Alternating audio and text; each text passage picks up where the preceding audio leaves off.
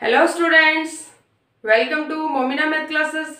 आज हमारा टॉपिक है students linear partial differential equation of first order with constant coefficient का पार्ट थर्ड। ठीक है स्टूडेंट्स, अब तक हमने क्या पढ़ा है स्टूडेंट्स? अब तक हमने linear partial differential equation of first order with constant coefficient का पार्ट फर्स्ट और पार्ट सेकंड पढ़ा है स्टूडेंट्स। पार्ट फर्स्ट में क्या है? पार्ट फर्स्ट में जो linear partial differential equation with constant coefficients equation हमें दी गई है उसका ओनली कॉम्प्लीमेंट्री फंक्शन फाइंड करना है स्टूडेंट्स हमारे पास। ठीक है स्टूडेंट्स, और पार्ट सेकंड में कॉम्प्लीमेंट्री फंक्शन और पर्टिकुलर इंटीग्रल दोनों फाइंड करने होते थे स्टूडेंट्स हमें। अब आज हमारा पार्ट थर्ड है। पार्ट थर्ड में क्या है स्टूडेंट्स? पार्ट थर्ड में भी हमारे पास कॉम्प्लीमेंट्री फंक्शन और पर्टिकुलर इंटीग्रल फाइंड करना ही है, बट इधर पर्टिकुलर इंटीग्रल फाइंड करने की कुछ स्पेशल मेथड्स है। ठीक है स्टूडेंट्स, उन मेथड्स का यूज करने के बाद पर्टिकुलर इंटीग्रल जो लास्ट लेक्चर में हम बाइनोमियल थ्योरम का यूज करके फाइंड करते थे, इधर बाइनोमियल थ्योरम का यूज करके भी आप कर सकते हो, बट अन्य मेथड्स जो इनके दिए कुछ विशेष क्या होते हैं स्टूडेंट, कुछ विशेष फंक्शन होते हैं जिनका बाइनोमियल थ्योरम वाला मेथड्स यूज करने से क्वेश्चन सोल्व नहीं होता है स्टूडेंट्स। तो इधर जो है पर्टिकुलर इंटीग्रल के विशेष फंक्शन के लिए, पर्टिकुलर इंटीग्रल के विशेष फंक्शंस के लिए विशेष मेथड्स दिए गए हैं। ठीक है स्टूडेंट्स, इन मेथड्स का यूज करने से पर्टिकुलर इंटीग्रल सिंपल और इफेक्टिव हो जाता है स्टूडेंट्स। ठीक है, तो आज हमारा टॉपिक है स्टूडेंट्स, आज हमारा टॉपिक है linear partial differential equation with constant coefficients. Part third या थर्ड सी है स्टूडेंट्स। आज हमारा सी के जो स्टूडेंट्स क्वेश्चंस है वो बहुत सिंपल है स्टूडेंट्स। मैं आपको कुछ मोस्ट इंपॉर्टेंट एग्जांपल जो बार बार पेपर में आए हैं वो मैं आपको करवाऊंगी। ठीक है स्टूडेंट्स, तो स्टूडेंट्स आज हम क्या पढ़ रहे हैं? आज हम पार्ट थर्ड पढ़ रहे हैं जिसमें हमें क्वेश्चंस या इक्वेशन दी हुई होगी स्टूडेंट्स। किस रूप में? इसी रूप में F D D dash Z equal to F D D dash Z equal to function of F x Y. इधर जो फंक्शन होगा स्टूडेंट्स, इधर जो फंक्शन होगा वो फंक्शन हमें पर्टिकुलर विशेष फलन दिया हुआ होगा। ठीक है स्टूडेंट्स, जैसे फलन हमें इधर दिया है, फलन F x Y equal to हमें दे रखा है student A X plus B Y के रूप का, इस रूप का फलन हमें दिया हुआ होगा। ठीक है स्टूडेंट, तब समीकरण एक का जो सॉल्यूशन होगा स्टूडेंट्स, वो सॉल्यूशन क्या होगा? सॉल्यूशन तो आपको पता ही है स्टूडेंट्स, इस तरह की इक्वेशंस जब हमें दी गई हो, इस तरह की इक्वेशंस जब हमें दी गई हो तब उसका सॉल्यूशन क्या होता है स्टूडेंट्स? उसका सॉल्यूशन होता है z equal to C F complementary function plus P I. ये वाला स्टूडेंट इसका सॉल्यूशन होता है, जहां पर सी एफ फाइंड करने का मेथड बार बार बताया आपको, सी एफ फाइंड करने का जो मेथड है स्टूडेंट्स वो वही रहेगा जो हमारा लास्ट दो लेक्चर में रहा है। ठीक है स्टूडेंट्स, मोस्ट इंपॉर्टेंट बात है स्टूडेंट्स जो मैंने आपको लास्ट दो लेक्चर में नहीं बताई है सी एफ के लिए। ठीक है स्टूडेंट्स, तो सी एफ के लिए मोस्ट इंपॉर्टेंट बात है स्टूडेंट्स आपको याद रखनी है, क्या है? जैसे सी एफ हमें फाइंड करना है।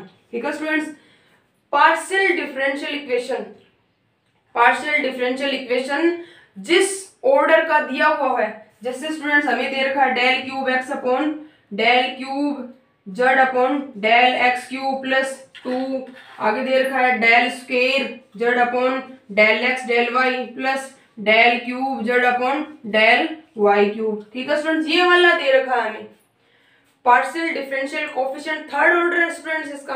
तो इसका मतलब है कि m के जो मान आएंगे स्टूडेंट्स वो हमारे पास 3 ही आएंगे। अगर 2 मान आ रहे हैं तो थर्ड मान हम क्या मानेंगे? m का 0। ठीक है स्टूडेंट, मोस्ट इंपॉर्टेंट बात है स्टूडेंट्स ये जो आपको याद रखनी है। मतलब पार्शियल डिफरेंशियल कोएफिशिएंट जिस कोटि का या जिस ऑर्डर का हमें दिया हुआ होगा उसी के अकॉर्डिंग थर्ड ऑर्डर है तो m के एक्सिलरी इक्वेशन m वाली जो बनती है हमारे पास उसमें m के उतने ही मान आएंगे जितना हमें इधर पार्शियल डिफरेंशियल कोफिशिएंट का ऑर्डर दिया गया है। थर्ड ऑर्डर है तो m के 3 मान, सेकंड ऑर्डर है तो m के 2 मान। ठीक है स्टूडेंट्स, अगर इस रूप का इक्वेशन दिया हुआ है, जैसे ये बन रहा है हमारा d cube plus 2 d dash plus d dash cube, ये वाला बनता है स्टूडेंट्स। तो इधर क्या है स्टार्टिंग में x की क्यूब है, डेल x क्यूब है स्टूडेंट, तो इसका मतलब है इनके लिए जो तीनों कॉम्प्लीमेंट्री हमारे फंक्शन रहेंगे वो किस रूप के रहेंगे स्टूडेंट्स, वो इस रूप के रहेंगे phi 1 phi M Y plus M X के रूप का रहता है ना स्टूडेंट्स हमारे पास, y प्लस एम एक्स के रूप का। फाई 1 फाई 2 फाई 3 तीनों किस रूप के रहेंगे students, phi Y plus M X के रूप के ही रहेंगे हमारे पास। ठीक है स्टूडेंट्स, ये बात मोस्ट इंपॉर्टेंट। सेकंड बात स्टूडेंट्स, सेकंड क्या है, अगर हमें जैसे थर्ड ऑर्डर ही दे रखा है del cube x upon del x square del y, ये वाला दे रखा है स्टूडेंट। ठीक है, आगे वाला हमें दे रखा है 2 del square Z upon del x del Y plus आगे वाला del cube Z upon del जैसे del x del Y square, ये वाला दे रखा है स्टूडेंट हमें। ठीक है, तो अब इसको डी डैश के रूप में लिखेंगे। तो ये देखो स्टूडेंट्स, पार्शियल डिफरेंशियल कोफिशिएंट्स है वो क्या स्टूडेंट, थर्ड ऑर्डर है। क्या स्टूडेंट, थर्ड ऑर्डर है। m के कितने मान आएंगे, 3 आएंगे। अगर 2 आ रही है स्टूडेंट्स, इससे तो 2 ही आएंगे, क्योंकि हम क्या पुट करते हैं, d इक्वल टू m और d dash equal to 1 put करते हैं। तो ये d स्क्वायर में द्विघात समीकरण बनेगा, द्विघात मतलब m के 2 मान। तो थर्ड मान क्या लेंगे स्टूडेंट्स, थर्ड मान m का हमें 0 ही लेना है। प्रत्येक कंडीशन में हमें m का मान क्या लेना है, 0 लेना है। ठीक है स्टूडेंट्स, इसके अलावा क्या है स्टूडेंट, थर्ड ऑर्डर है तो m के कितने मान आएंगे स्टूडेंट, 3 आएंगे, परंतु 2 मान के लिए फंक्शन हमारा रहेगा x वाला, मतलब फाई m के 2 मान के लिए हमारे पास फंक्शन रहेगा phi y plus M x, ये वाला रहेगा स्टूडेंट्स।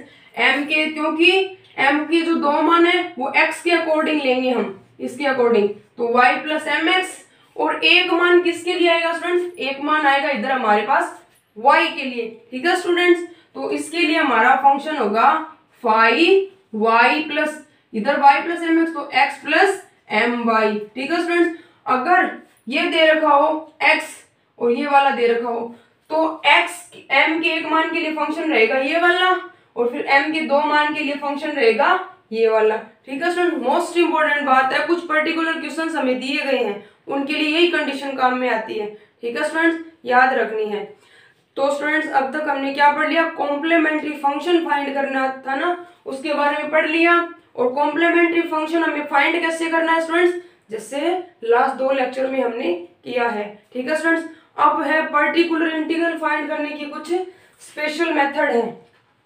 ठीक है स्टूडेंट, सीएफ वाला तो हो गया, अब है पीआई का। स्टूडेंट्स, पीआई में क्या करेंगे स्टूडेंट्स, हम पीआई में ये वाला दे रखा है, अगर फंक्शन क्या हो स्टूडेंट्स हमारे पास इस रूप का फलन हो, जैसे साइन, जैसे ई की ए एक्स प्लस बी वाई, जैसे साइन ए एक्स प्लस बी वाई, या फिर स्टूडेंट एक्स प्लस वाई, या फिर टेन ए एक्स प्लस बी वाई। मतलब इधर ए और बी क्या है स्टूडेंट्स, इधर ए और बी कांस्टेंट है। कांस्टेंट मतलब इनका मान कुछ भी हो सकता है, ए भी हो सकता है, 2 3 4 कांस्टेंट वैल्यू भी हो सकती है। ठीक है स्टूडेंट्स, तो इस तरह के फंक्शन इधर है। ठीक है स्टूडेंट्स, तो इस तरह के क्वेश्चंस का पीआई फाइंड करने के लिए क्या करेंगे स्टूडेंट्स, पीआई फाइंड करने के लिए होगा हमारे पास सीएफ, तो वही मेथड रहेगा स्टूडेंट। पीआई के लिए आएगा हमारे पास PI equal to 1 upon F D dash into function of F x Y, ये वाला लिख लेंगे स्टूडेंट्स, इसमें वैल्यू पुट कर लेंगे 1 अपॉन एफ डी डैश। ठीक है स्टूडेंट्स, एफ एक्स वाई हमारे पास ये वाला student A X plus B y. ठीक है स्टूडेंट्स, मोस्ट इंपोर्टेंट बात स्टूडेंट्स जो मैं बताने वाली हूँ वो क्या है, अब स्टूडेंट्स हमें इधर क्या पुट करना है, इस समीकरण में पीआई फाइंड करने के लिए समीकरण नंबर 2 मान लिया इसको, इसमें पुट करना है students d equal to put d equal to, तो ए पुट करेंगे स्टूडेंट्स और d dash equal to b, जो मान इधर हमें दिया गया डी इक्वल टू ए, और जो मान इधर y के साथ हमें दिया गया स्टूडेंट, चाहे माइनस हो चाहे प्लस हो, वो d dash equal to b put करेंगे। ठीक है स्टूडेंट्स, अब क्या करना है, हमारे पास इक्वेशन बन गया, अब देखो स्टूडेंट्स, इधर मैं a और b रखते ही ये जो है इधर क्या पुट हो जाएगा students, ax plus B y equal to हम t रख लेंगे। ठीक है स्टूडेंट, t मानना है हमने, पुट नहीं किया है, इधर हमने क्या रख दिया t। ठीक है स्टूडेंट, और t रखते ही F D D dash, most important बात students, F D D dash, तो d इक्वल टू a और d dash equal to b put करते ही ax प्लस बी वाई की जगह रखेंगे हम t, चाहे किसी रूप का फंक्शन हो, e की t, साइन t, t या टेन t। ठीक है स्टूडेंट, t पुट करेंगे। ठीक है स्टूडेंट्स, t पुट करने के बाद एफ डी डी डैश जिस ऑर्डर का है, द्विघात है तो द्विघात, थर्ड ऑर्डर है तो त्रिघात, फोर्थ ऑर्डर है तो स्टूडेंट फोर घात, जिस घात का है उतनी ही बार इधर जो t पुट किया है उसका हम उतने ही बार इंटीग्रेशन करेंगे। ठीक है स्टूडेंट्स, जैसे हमें क्या दे रखा है स्टूडेंट्स, ये वाला सेकंड ऑर्डर दे रखा है, एफ डी डी डैश वाला जो इक्वेशन हमारा बनता है वो द्विघात है। द्विघात है तो स्टूडेंट्स इसका मतलब है इधर t पुट किया, t का दो बार इंटीग्रेशन करना है। ठीक है स्टूडेंट, तो क्या बन जाएगा, ये बन गया एफ ए बी। ठीक है स्टूडेंट, एफ ए बी इधर पुट कर लिया, ये मान लिया कि क्या है, सेकंड ऑर्डर है स्टूडेंट्स, तो इसका दो बार इंटीग्रेशन t और दो बार है तो dt स्क्वायर पुट करेंगे, इधर नहीं कि डेरिवेटिव कर लिया, डेरिवेटिव नहीं करना है, t रख लिया और dt स्क्वायर। ठीक है स्टूडेंट, ये रखना ही है हमें। ठीक है स्टूडेंट्स, और ये कंडीशन कब लागू होगी, अब यहां से इसको सोल्व करेंगे स्टूडेंट, तो इसका क्या आ जाएगा स्टूडेंट्स, हमारे पास इसका पी आई आ जाएगा, इसका पर्टिकुलर मान आना चाहिए, मतलब एफ ए बी का मान क्या आना चाहिए स्टूडेंट्स, नॉट इक्वल टू 0 आना चाहिए। 0 के अलावा अगर एफ ए बी का मान कुछ भी आता है तब क्या करेंगे स्टूडेंट्स, तब क्वेश्चंस को आगे सोल्व करेंगे। अगर नहीं आता है तो ये क्या हो गया स्टूडेंट्स, हमारा केस फर्स्ट हो गया जब एफ ए बी का मान नॉट इक्वल टू 0 है। ठीक है स्टूडेंट्स, केस फर्स्ट हो गया। सेकंड, इस तरह के क्वेश्चंस आएंगे स्टूडेंट्स प्रथम प्रकार के, जब हमें फलन दे रखा है इस रूप का, d equal to a, d dash equal to b put करेंगे। ठीक है स्टूडेंट्स, और क्या है स्टूडेंट्स, डी डी डैश जिस घात का दे रखा है इसकी इक्वल में t पुट कर लेंगे, t, और एफ डी डी डैश जिस घात का या जिस ऑर्डर का हमें दिया गया है उतने ही बार t का इंटीग्रेशन कर लेंगे, समाकलन कर लेंगे स्टूडेंट्स, और क्या पुट कर लेंगे, दो बार इंटीग्रेशन तो dt स्क्वायर, तीन बार तो dt क्यूब, चार बार तो dt की पावर 4। ठीक है स्टूडेंट्स, ऐसे करना है फर्स्ट प्रकार के क्वेश्चन। अब है स्टूडेंट्स हमारे पास सेकंड प्रकार के क्वेश्चन, जब क्या हो जाए स्टूडेंट्स, जब पी आई फाइंड कर रहे हैं, क्या सेकंड, क्या स्टूडेंट्स, जब हमारे पास एफ ए बी का मान, मतलब d इक्वल टू क्या स्टूडेंट्स, a और d dash equal to b put कर रहे हैं, तो एफ ए बी का मान जब 0 आ जाए, ठीक है स्टूडेंट, एफ ए बी का मान जब हमारे पास 0 आ जाए तब क्या करेंगे स्टूडेंट, तब हमें ये वाली जो इक्वेशन दे रखी है समीकरण नंबर 1 का d के सापेक्ष अवकलन करेंगे। क्या करेंगे स्टूडेंट्स, तब समीकरण 1 का d के सापेक्ष अवकलन करेंगे स्टूडेंट्स। अवकलन करने पर अवकलन करेंगे तो ये आ जाएगा 1/f dash d D dash, और इधर फंक्शन वही रहेगा students, ax plus B y, ax plus B y. ठीक है स्टूडेंट्स, अब फिर पुट करेंगे f डी डी डैश बन गया student, f dash d D dash बन गया। अब फिर पुट करेंगे student d equal to a और d dash equal to b। ठीक है स्टूडेंट्स, जिस ऑर्डर का दे रखा उतनी बार इसका इंटीग्रेशन करेंगे। अगर फिर 0 बन रहा है, अगर फिर 0 बन रहा है स्टूडेंट्स, तो पुनः क्या करेंगे, पुनः अवकलन करेंगे इसका। ऐसे ये प्रोसीजर चलता जाएगा जब तक हमारा नॉट इक्वल टू 0 ना आ जाए। क्या नहीं आ जाए स्टूडेंट, जब तक हमारा एफ ए बी का, एफ डैश ए बी का मान नॉट इक्वल टू 0 ना आ जाए। ठीक है स्टूडेंट, जैसे हमारा क्या है स्टूडेंट, ये वाली वैल्यू पुट की, इसका मान क्या आ गया, एफ डैश ए बी का मान 0 आ गया। 0 आते ही क्या करेंगे स्टूडेंट, अब ये वाला एफ डी डी डैश बना है, इसका पुनः डी के सापेक्ष अवकलन करेंगे। और क्या, एक बार अवकलन किया स्टूडेंट्स तो एक बार x का मल्टीप्लिकेशन, दो बार अवकलन किया स्टूडेंट्स तो दो बार x से मल्टीप्लिकेशन, तीन बार किया स्टूडेंट्स तो तीन बार x से मल्टीप्लिकेशन। ये प्रोसीजर रहेगा स्टूडेंट। जहां पर नॉट इक्वल टू 0 आ गया वहां पर ये वाला मेथड अप्लाई कर देंगे इस पर। ठीक है स्टूडेंट्स, ये है हमारा फर्स्ट प्रकार के क्वेश्चंस। और सेकंड प्रकार के क्वेश्चंस जब हमें विशेष फलन दिए हुए हों उस कंडीशंस में हमें क्वेश्चन सोल्व करने हो स्टूडेंट्स। ठीक है, अब क्या है स्टूडेंट, थर्ड सी जो है उसमें बहुत इजी और सिंपल क्वेश्चंस दिए हुए हैं स्टूडेंट्स। जो ना है वो मैं आपको करवाऊंगी, तो मैं आपको इन दोनों मेथड्स के एक एक एग्जांपल करवा देती हूँ जो मोस्ट इंपॉर्टेंट है। ठीक है स्टूडेंट्स, तो पहले हमारा students example number 3 most important है स्टूडेंट, बहुत बार आया है। एग्जांपल नंबर 3 क्या है स्टूडेंट्स हमारा एग्जांपल नंबर 3? एग्जांपल नंबर 3 है स्टूडेंट्स हमारा, सोल्व करना है स्टूडेंट। सोल्व कीजिए d square plus 3dd dash plus 2d dash square z equal to दिया है स्टूडेंट्स हमें x प्लस वाई। ये वाला दे रखा है स्टूडेंट्स हमें। ठीक है स्टूडेंट्स, तो सबसे पहले क्या करना है स्टूडेंट्स, किस रूप का इक्वेशन है, सॉल्यूशन। ठीक है स्टूडेंट, सोल्व करने के लिए सबसे पहले किस रूप का है स्टूडेंट्स इक्वेशन हमारे पास, F D D dash Z equal to function of F x Y. और एफ एक्स वाई क्या है students, X plus A Y है। ठीक है स्टूडेंट्स, क्योंकि F x Y equal to हमें दे रखा है एक्स प्लस वाई, ये इस रूप का student A X plus B Y के रूप का तुलना कर लेंगे स्टूडेंट्स इनकी। एक्स का ए का मान क्या स्टूडेंट्स, यहाँ से ए का मान 1 और बी का मान भी क्या स्टूडेंट्स हमारे पास 1। ठीक है स्टूडेंट्स, गिवन इक्वेशन है स्टूडेंट्स, हमें गिवन इक्वेशन क्या है students, d square plus 3dd dash plus 2d dash square. ठीक है students, z equal to x plus y. Equation number first मान लिया स्टूडेंट्स इसको। पहले क्या करना है स्टूडेंट्स, क्योंकि solution of equation first Z बराबर C F plus P I. ठीक है स्टूडेंट, ये वाला सॉल्यूशन होगा इसका। पहले सी एफ फाइंड करेंगे।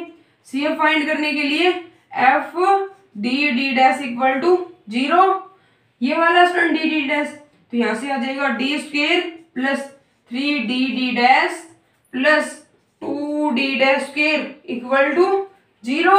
ठीक है स्टूडेंट्स, अब क्या स्टूडेंट्स एक्सिलरी इक्वेशन फाइंड करते हैं। तो क्या आएगा, पहले हम पुट करेंगे d इक्वल टू m और d डैश इक्वल टू 1। ठीक है स्टूडेंट, तो यहाँ से हमारे पास आ जाएगा एक्सिलरी इक्वेशन बन जाएगी, एक्सिलरी इक्वेशन x में कण m में m square plus 3m plus 2 equal to 0। Factor हो जाएंगे स्टूडेंट्स इसके, यहाँ से हमारे पास क्या आ जाएगा स्टूडेंट, सी एफ आ जाएगा m square plus 2m plus m plus 2 equal to 0। ठीक है स्टूडेंट्स, यहाँ से आ जाएगा स्टूडेंट्स हमारे पास m बार कॉमन ले लिया स्टूडेंट्स, m प्लस 2 प्लस 1 बार कॉमन ले लिया students, m plus 2 equal to 0। ठीक है स्टूडेंट्स, यहाँ से आ गया m plus 1 m plus 2 equal to 0, तो this implies m equal to आ गया -1 और -2। ठीक है स्टूडेंट्स, तो यहाँ से सी एफ आ गया हमारा, c f equal to 5 y plus M x, m का मान पहला -1 है, फंक्शन यूज कर रहे हैं y प्लस एम एक्स, क्योंकि यहाँ पर जो क्या दे रखा डी स्क्वायर है स्टूडेंट्स, यहाँ पर क्या डी स्क्वायर है, तो x का ही पार्शियल डिफरेंशियल कोफिशिएंट है 2 बार, तो x वाला ही फंक्शन यूज करेंगे। क्या आ जाएगा स्टूडेंट्स हमारे पास 5 y प्लस m1 का मान है -1, तो y, m1 का मान x, तो -x आ गया student, plus 5 y plus m2x, m2 का मान है -2x। ठीक है स्टूडेंट, इक्वेशन नंबर आ गया हमारे पास 2। कॉम्प्लीमेंट्री फंक्शन आ गया स्टूडेंट्स। अब ज्ञात करना है पर्टिकुलर इंटीग्रल। ठीक है स्टूडेंट्स, पर्टिकुलर इंटीग्रल फाइंड करने के लिए क्या करेंगे students, p i equal to formula होता है 1/f d D dash into function of F x y. ठीक है स्टूडेंट्स, तो पी आई इक्वल टू आ जाएगा 1/f d D dash, d square 3dd dash plus 2d dash square, तो यह आ जाएगा student d square plus 3dd dash plus 2d dash square ठीक है student, d square plus 3dd dash plus 2d dash square into function students x plus y. ठीक है students, solve करने के लिए क्या करेंगे स्टूडेंट्स, इसको x इक्वल टू मतलब d इक्वल टू 1 और d डैश इक्वल टू भी क्या पुट करेंगे स्टूडेंट्स 1, क्योंकि d इक्वल टू क्या पुट करते हैं स्टूडेंट्स a और d dash equal to b put करते हैं। ठीक है स्टूडेंट, द्विघात दे रखा है तो इसका मतलब 2 बार इंटीग्रेशन होगा और x plus y equal to क्या पुट कर लेंगे students x plus y equal to t। ठीक है स्टूडेंट, ये इतना मान रखना है हमें। ठीक है स्टूडेंट्स, तो पी आई इक्वल टू आ जाएगा d इक्वल टू 1, तो 1 प्लस 3 प्लस 2 कितना आ गया स्टूडेंट्स 6, तो ये आ गया 1/6 पर्टिकुलर मान आ गया स्टूडेंट। तो आगे सोल्व कर सकते हैं इसको, अगर 0 आ जाता तो इसका नीचे वाले का d के सापेक्ष अवकलन करते और एक बार x से मल्टीप्लीकेशन करते स्टूडेंट्स। ठीक है, तो 1/6 आगे आ जाएगा स्टूडेंट्स, इसका मान 1/6 आ गया। 2 बार इंटीग्रेशन करना है क्योंकि द्विघात है d में, सेकंड ऑर्डर कोएफिशिएंट दे रखा है। ठीक है स्टूडेंट्स, तो 2 बार इंटीग्रेशन, इसकी जगह t रख लिया और dt स्क्वायर। ठीक है स्टूडेंट्स, तो ये आ गया 1/6, एक बार सॉल्व कर क्योंकि दोनों बार t की रिस्पेक्ट समाकलन करना है स्टूडेंट्स, तो यहां से आ जाएगा t स्क्वायर बाई 2 इंटू एक बार dt और रह गया स्टूडेंट्स, तो अब की बार आ जाएगा 1/6, अब की बार क्या आ जाएगा स्टूडेंट्स इंटीग्रेशन एक बार और हो जाएगा t क्यूब बाई 2 इंटू 3, ये आ गया स्टूडेंट्स हमारे पास, ये आ गया। तो पी आई इक्वल टू आ गया स्टूडेंट्स हमारे पास, पी आई इक्वल टू कितना होगा स्टूडेंट्स 6 इंटू 6 1/36 और टी क्यूब टी का मान रख लेंगे स्टूडेंट्स, क्या है स्टूडेंट्स हमारे पास टी का मान x प्लस वाई, तो यहां से आ गया x प्लस वाई की होल क्यूब अपॉन 36, ये क्या आ गया स्टूडेंट्स हमारे पास, ये वाला आ गया हमारे पास पी आई। बहुत सिंपल क्वेश्चन है स्टूडेंट्स, जो देखते ही हो जाएंगे आपसे। ठीक है स्टूडेंट्स, तो क्या आ गया स्टूडेंट्स हमारा सॉल्यूशन आ गया, सॉल्यूशन क्या students z equal to C F plus P i, तो z equal to C F plus c f हमारा ये वाला, तो phi 1 y minus x plus phi 2 y minus 2x plus P i है students x plus y की whole cube upon 36, तो ये आ गया स्टूडेंट्स हमारा इक्वेशन नंबर फर्स्ट का सॉल्यूशन। ठीक है स्टूडेंट्स, इसी से रिलेटेड मोस्ट इंपोर्टेंट एक एग्जांपल और है स्टूडेंट्स, एग्जांपल नंबर 5, उसके अलावा बहुत सिंपल है स्टूडेंट्स, सारे हो जाएंगे। ठीक है स्टूडेंट्स, तो अब हमारा एग्जांपल नंबर 5, तो क्या है स्टूडेंट्स एग्जांपल नंबर 5 हमारा, एग्जांपल नंबर 5 हमें दे रखा है स्टूडेंट्स, एग्जाम्पल नंबर 5 है, एग्जाम्पल नंबर 5 क्या दे रखा है स्टूडेंट्स, सोल्व करना है, सोल्व करना है स्टूडेंट्स। एग्जाम्पल दे रखा है 4r minus 4s plus t। ठीक है स्टूडेंट्स, ये वाला दे रखा है 4r minus 4s plus t equal to क्या दे रखा है स्टूडेंट्स, t इक्वल टू दे रखा है 16 log 2x प्लस 2y, ये वाला दे रखा है स्टूडेंट्स हमें। ठीक है स्टूडेंट्स, सोल्व करना है, सी एफ और पी आई दोनों फाइंड करने हैं स्टूडेंट। तो सॉल्यूशन देखिए स्टूडेंट, सबसे पहले इसको d और d डैश में कन्वर्ट करने के लिए पार्शियल डिफरेंशियल कोएफिशिएंट्स की फॉर्म में रखना पड़ेगा स्टूडेंट्स। तो गिवन इक्वेशन को निम्न प्रकार लिख लेंगे स्टूडेंट्स, गिवन इक्वेशन क्या है स्टूडेंट्स, r का मान होता है 4 del square Z upon del x square. ठीक है स्टूडेंट्स, माइनस का 4 del square Z upon del x del y या डेल वाई डेल एक्स। ठीक है स्टूडेंट्स, प्लस टी का मान है del square Z upon del Y square. ठीक है स्टूडेंट्स, ये वाला ही दे रखा है इक्वेशन, टी है स्टूडेंट्स 4r माइनस 4s। ठीक है स्टूडेंट्स, ये वाला आ गया इक्वल टू हमारे पास है 16 log x प्लस 2y। ठीक है स्टूडेंट्स, ये वाला आ गया। अब लिख लेंगे इसको 4d और d डैश के रूप में, तो ये आ गया 4d square del upon del x equal to d और del upon del y equal to d dash, तो 4d square minus 4d dash. ठीक है students, plus d dash square equal to z bar common आ गया student, z equal to आ गया 16 log x plus 2y। ठीक है students, अब क्या करना है स्टूडेंट्स, अब इसको आगे सोल्व करने के लिए सबसे पहले क्या करना है, इसका CF फाइंड करेंगे और फिर इसका PI फाइंड करेंगे। तो CF equal to equation number first मान लिया स्टूडेंट्स, इसको CF इक्वल टू आ गया F D dash equal to 0। ठीक है स्टूडेंट, इसका CF आप फाइंड कर लेना, मैं इसका PI फाइंड करती हूँ। ठीक है स्टूडेंट, PI फाइंड करने के लिए फॉर्मूला है 1/F D dash equal to function of f(x,y)। ठीक है स्टूडेंट्स, वैल्यू पुट कर लेते हैं 1/F D डैश, ये वाला दे रखा स्टूडेंट, मतलब 4D dash square minus 4D dash plus D dash square. ठीक है स्टूडेंट्स, देखो स्टूडेंट मोस्ट इंपॉर्टेंट बात ये है कि अगर हम